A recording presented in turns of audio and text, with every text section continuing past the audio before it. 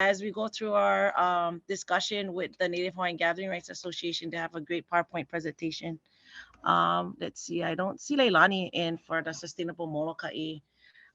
So I would want to introduce the president of the Native Hawaiian Gathering Rights Association, and he can explain who he is and his association and the topic of discussion for tonight. Mahalo, Godfrey Akaka. How's it? Aloha, everybody. Thank you for coming. You guys can hear me okay? Yes. Yes. Okay, let me see how I do this. So I'm gonna start off with this presentation. It's about 20 minutes. And I'm gonna try to get through them as fast as I can. And if you guys get questions, fly it in the chat box. And after the presentation, we'll try and take a couple of those questions, and then we're going to open up for comment and discussion. So let's see. Do I start share screen? Yes, you should have that ability. And both Kai and myself will be going in the chat, checking the questions as well. Okay. Start screen share. Let me see. Okay, there we go. Screen.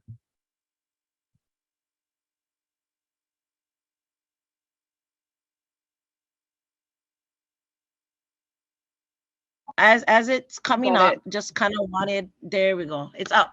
We can see your screen.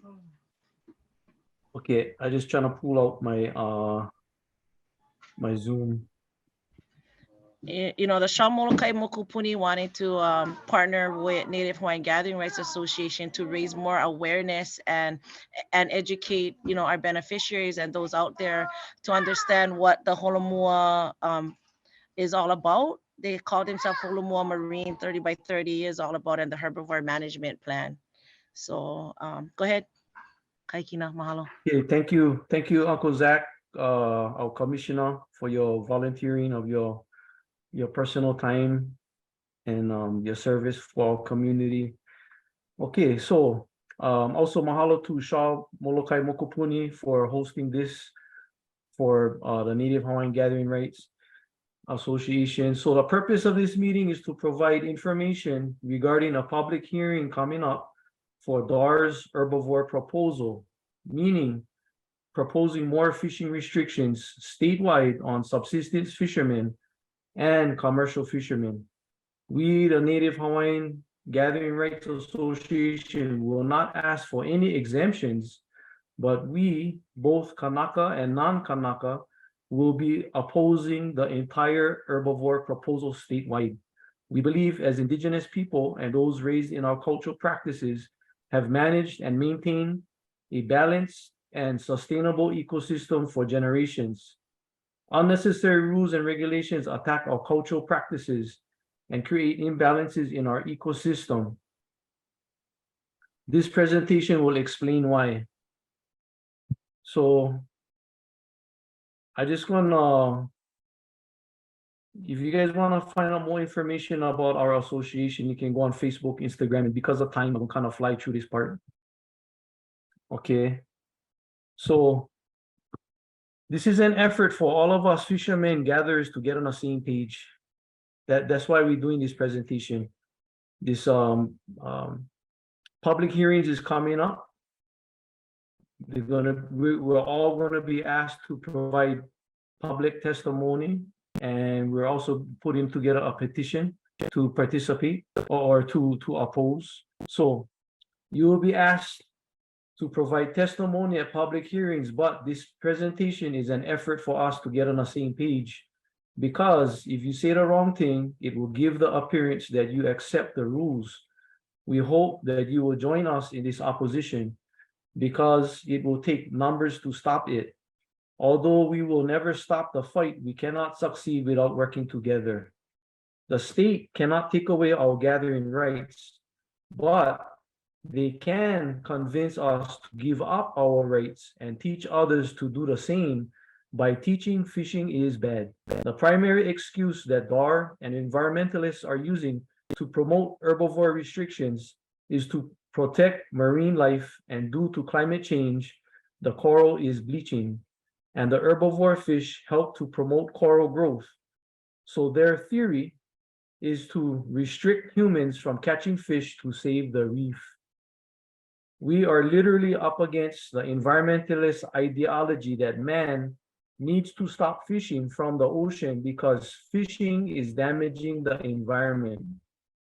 Furthermore, environmental ideology is to eradicate all our game animals in Hawaii because the game mammals are destroying our watershed and ecosystems. Their scientific approach is biased in the direction of their ideological beliefs. We most likely will never change their minds, but we can expose the fraud and counter their efforts by educating ourselves with facts and asking the right questions. The environmentalists have a long-term plan, 10 to 20, even 30-year plan. They use a marketing strategy, for example, with 2 uhu per person per day as a starting point in CBSFAs. 1 CBSFA on every island, then blanket restrictions statewide. If you hear the same song over and over, you will have a difficult time getting the tune out of your head. So let's review the bigger plan with DAR's 30 by 30 Holomoa initiative. The Holomoa plan is misleading in that the theme is to manage and protect our marine sources, but it hides the true intent, as I just explained. So these are some of the tools that Holomoa 30 by 30, and they just rebranded it. They took out 30 by 30 because the 30 by 30 stands for the state trying to manage 30% of all marine resources in the state of Hawaii. And because of some bad press, they decided to take out 30 by 30. But from my perspective, nothing has changed. It's still the same. So CBSFAs is one tool that Holomoa uses. Okay, we all, if you don't understand what that means, it's community-based subsisting fishing areas. And basically what they do is they come in, they give presentations on how the fish is being depleted.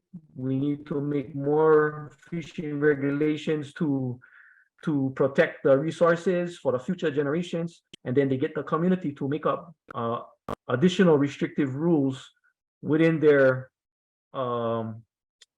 within the area that is designated for the CBSFA. And every CBSFA get the same, pretty much get the same thing, 2 oohs per person per day. So like I said, now this thing is coming out statewide. MPAs, they push in a lot of MPAs. MPA is a marine protected area. That's like Hanauma Bay. Molokini is one. I believe on Maui, Makena is another one. So these are no fishing zones. You can swim inside there. People can go swim, but you cannot go fishing. And again, is always targeting and demonizing the fishermen and blaming the fishermen that no more fish. So herbivore restrictions, that this is what I explained that related to the herbivore proposal. The original herbivore proposal, let me fast forward. Let me see.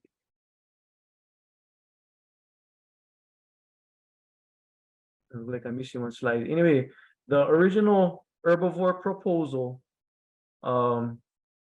had 2 uhu per person per day, 2 kala per person per day. It also included pakuikui, ininui, manini, all of the fish that eat limu. And one of the issues, major issues we had with that is this is all the fish that the locals eat, the Hawaiians eat. And they really didn't care. And they produced that proposal to the land board. The land board said, no, you guys go back, redo them. So they went redo them. And basically, I guess they figure, okay, we'll go just start with this one. And then after we get this one passed, then next year we're going to try out a little bit more and a little bit more and a little bit more. And These this is all tailored to demonize and attack the fishermen. So basically, it's erasing our cultural practice, and I'm going to explain later on why that's the case. These tools, to me, is designed to create fear of unsustainable harvest and ignores other marine impacts. So there is this persona that has been pushed throughout the islands that the ocean is not sustainable. And I hope to prove to you tonight that the ocean is sustainable. So one of the tools and tactics they use is fear. Okay, what is the fear? The ocean is not sustainable. We all know what fear did with COVID. Wear a mask, no wear a mask. You guys gotta wear a mask. You gotta force these guys to wear a mask. No need wear a mask. You gotta take the vaccine, even to the point where people was supporting firing our first responders who sacrificed their lives, their safety to protect us and save other people. There was even supporting to fire them from their jobs because they refused to take the vaccine. So that's what fear does. So just bear with me. I hope today, after I share this, I can take away some of that fear, because as fishermen, we need to work together. Subsistence fishermen, commercial fishermen, all fishermen, we gotta work together. So part of the fear they're spreading is we're running out of resources because of climate change, overfishing and unsustainable harvests. Well, basically, when they say overfishing, they basically mean fishing in general. Ocean is not sustainable, and then we get fishermen versus fishermen. So the problems we're getting is when we go up for testify, we get some fishermen is blaming the other fishermen. Oh, that's the guys with the nets, the one. Oh no, that's the guys with the night diving. Yeah, just we gotta stop that. The fishermen, that's my hope tonight, is to get everybody on the same page, to understand that the ocean is sustainable. We don't need to fight against each other, because that's what the environmentalists behind the state, they like that. Okay, so there was a study that was done. I'm going to share some scientific, some stuff from science, and then I'm going to also share some things from a cultural aspect. So science. So what is this? This is COVID. During COVID shutdown, the marine biologists did studies. There was a study done on Molokini. It's a MPA, a marine protected area, no fishing zone, just like Hanauma Bay. Okay, and then, oh my goodness, all of the fish, they coming inside. How come the fish coming inside? Because no more people swimming inside there. So when people say, before you used to have fish over here, but now no more fish, and the place is wiped, they're blaming the fishermen. But how many people swimming in that area? Just the presence of people. So this study proved that scientific evidence proved that just the presence of people caused the fish to move out of the area. And then when the people left, the fish all came back. Why did they come back? Because fish need a place to eat. They need food to eat. They need a place for protection and shelter. Okay, so if that ecosystem is healthy, that's telling us that the fish will come back. Even though you don't see fish, that doesn't mean that no more fish. The fish is there. The fish move. They smart. They're not stupid. Okay, so as you can see over here, humans alter. Let me see. Humans alter ecosystems. This is their study. Humans alter ecosystems through both consumptive and non-consumptive effects. Consumptive effects occur through hunting, fishing, and collecting, while non-consumptive effects occur due to the responses of wildlife to human presence, while marine conservation efforts have focused on reducing consumptive efforts. Managing human presence is also necessary. So you see right there, I will underline and highlight that. they gotta reduce consumptive effects, meaning the fishermen. Everything is based and focused on stopping the fishermen from catching fish. And then they even though they're admitting that their research showed that just people swimming in the water is causing an impact, but who they gonna blame? The fishermen. So when fishermen going fish, where they going? They're going where the people not swimming. They're going where the fish is. The fish is where the people not swimming, and that's where the fishermen going for catch the fish. So here we go. Herbivore proposal, 2 per person per day, 2 kala per person per day.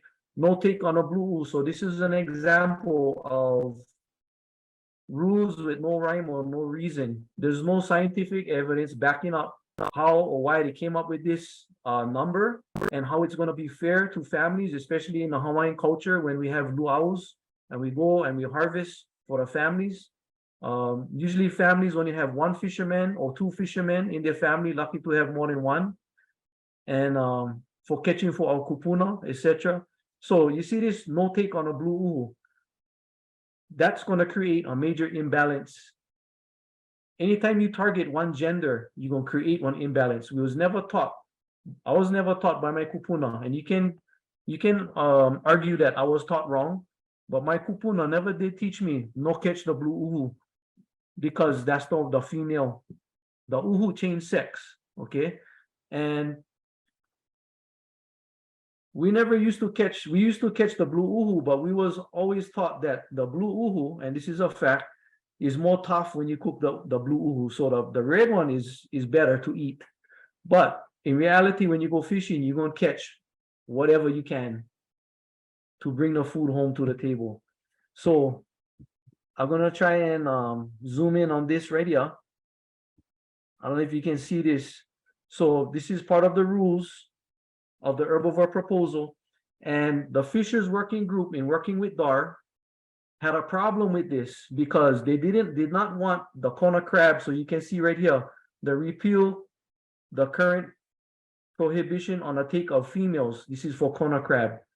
And the problem that the Fisher Working Group had with this is they knew that this herbivore proposal was controversial, meaning that a lot of us didn't support it, but they would stick this in here to kind of like, if this fails, that going to fail too, or hoping that we're going to support this plan so that this passes.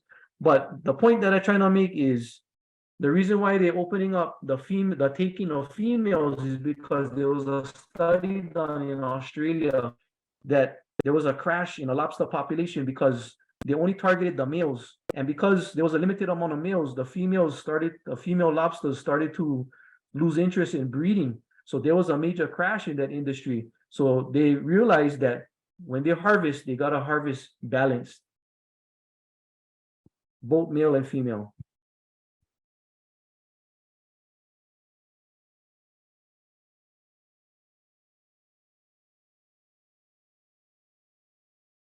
Okay, so this is one quick chart, and this is where I'm going to explain how our ocean is sustainable. So this is one quick chart with the apex predators from top to bottom. Okay, on a bottom scale, you get the corals, you get the limu, all of the food for the herbivore fish. Moving up the scale, then you get the predators fish. Okay, so this is for us fishermen and for all of you. This is our canary in a coal mine. If you see the predator fish healthy, the ecosystem is healthy because everything else underneath that is healthy. So it's very sustainable, and I'm going to show you in the next slide. Okay, so you have all of these predator fish, sharks, uluas. This is just a few. There's like hundreds of different species. The state, on the other hand, just passed last year this new shark bill, which prohibited the catching of sharks. So what's that going to do is it's going to increase the amount of predators, the sharks is going to increase that. And guess what going to decrease? Everything else underneath that. And who are they going to blame? The fishermen. Okay. This is factual information. I got this off of the NOAA website. I got it authenticated by somebody in NOAA. He said, this is for real, the first known monk seal in Hawaii. 1996, first seen on the island of Molokai. Okay, they call her Mama Eve. And just quick facts, the average seal roughly going to eat about 20 to 50 pounds of seafood a day. And another sign, okay, of the canary in a coal mine. Did anybody ever see one skinny seal? No, because they're healthy. So if they fat, they're healthy. So is the ecosystem. Everything else is healthy underneath that. But who they gonna blame? The fishermen. Okay, and think about that. If one seal is eating 20 to 50 pounds of seafood a day, and I'm talking about lobsters, they eat lobster, they eat squid. We've witnessed the seal eating squid. We've witnessed the seal taking fish from our net. If they're eating 20 to 50 pounds, so let's say halfway, 30 pounds, 10 days, that's 300 pounds one seal is eating in 10 days. And they're not going to stop eating because, oh, the water is rough. They're going to eat every single day. What about this guy? We never did talk about this. Let's dive a little bit deeper. The humpback whales. How much fish do humpback whales eat? During feeding, and again, this is facts, this is scientific fact. During feeding, each humpback whale eats up to 1.5 tons of food per day that consists mainly of krill and various small schooling fishes. Okay, so I know the fishermen on a boat, I know you guys see these whales eating fish out there in the deep while they crossing the channels. 1.5 tons per day. Do you still think that the ocean is unsustainable? I don't think so. I believe that the ocean is sustainable. This is a quote from Nicholas Gomez Davila. Dying societies accumulate laws like dying men accumulate remedies. We're going to make so many laws and laws and laws. By the time you open up your door and walk to your car, you might be breaking a law already. So that was the scientific part. Now we're going to share on a cultural part. How many of you, this is just one question. How many of you, your children, how many of your grandchildren eat opihi, crab, fish? If they're not eating fish, opihi, crab, poi, chances are when they grow up, they're not going to be gathering. So really, this is a lost culture. If you was to put fish and poi on a table and then you put one Happy Meal from McDonald's, which one they're going to eat? Or potato chip and soda, which one they're going to eat? So this really is a dying culture, a lost culture. And all of these rules and restrictions is making it even more difficult for us to perpetuate our culture.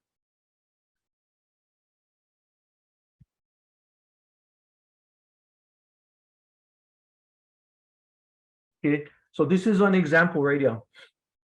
3 generations already lost cultural practice with turtle harvest. How many of our children know how to harvest turtle? How many of them know how to process the turtle? Do they even know what turtle tastes like? So this was lost. There's few families that still practice this cultural practice, and I hope they continue it. And I hope after this video you guys consider it, because this is a vital part of our nutrition. So now you're talking about cultural practice, teaching that fishing is bad. Guess what? We talked about food, what kind of food we eat, what kind of food your children eat. This is one entire cultural change. We're going to be changing the whole diet, the way people eat, the way our generations eat. When you go luau, majority of the food that is going to be prepared will be coming from Costco, not from our oceans. So these are some of the solutions that we're proposing, okay, to increase the biomass, address and identify other major impacts such as seals, okay, The state and the feds is the one dealing with the seals, okay? The feds need to address this issue right here with the seals. The ta'ape. Thank you, ta'ape fishermen who surround ta'ape, because there are, and every time they do that, they increase biomass. Mahalo to the brothers who spearhead the Roy tournaments, because every time they have a Roy tournament, and when you guys participate in a Roy tournament, you guys are increasing the biomass. Human presence, we already talked about that, as shown in research. Yeah, I mean, it's common sense, but since the scientists got paid for that, the human presence, just to keep that in mind. If people is swimming in that area, chances are the fish not gonna be in there. Maybe you might have jet skis coming in and out. Maybe you get boats blasting in and out. Those things going detract the fish from coming into that area. Land development, those things gotta be addressed. Or you know, just rediverting water, river water diversion. The lack of water. Now the limo not growing. The limo need fresh water. You divert the river, no more as much fresh water, and then vice versa. I was told there was an incident where they did divert the river, and there was so much, the ocean when just turned red because there was too much dirt coming into the ocean. The other impact that we are supportive of is construction and installation of artificial reefs to also increase biomass. This has been successful in other places of the world. In fact, even I believe in the United States. So this is another quote right here. Who controls the food supply controls the people. Who controls the energy can control whole continents. Who controls money can control the world. So to me, this is not protecting resources. This is controlling people, controlling the food. That's what I believe, that I see. I've been working with DAR. Not everybody in DLNR and DAR is bad. You have a handful of them who are environmentalists. They just, you're not going to change their minds. But we got to keep this in mind. We're giving away our rights, we're giving up too much power to them, and our next generations is going to be changed. So what we're proposing to do is we want to put out petition, blanket testimony. So blanket testimony is just, we're going to write one testimony. I oppose blah, blah, blah, or the herbivore proposal.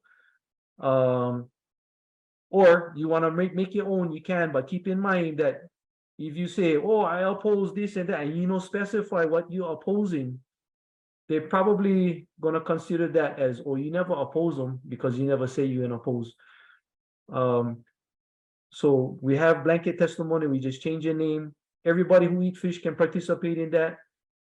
We encourage you also to call and email your land board representative, because after the public hearing, they're going to go back to the land board and they're going to make a decision. If they pass it, then it goes up to the governor's desk. Governor going to either say boom, yes or no. So, and also call your state representative. For those on Molokai, I believe it's Mahina Poi Poi and Lindy Koi. So again, follow us on Facebook and Instagram, the Native Hawaiian Gatherings Association. Mahalo, everybody. That's the presentation. We're going to take some questions now. Mahalo. Ui or Kai. I know you. Yeah, I can take it from here. Mahalo, For the Ui. questions. Thanks, Hukai Kina.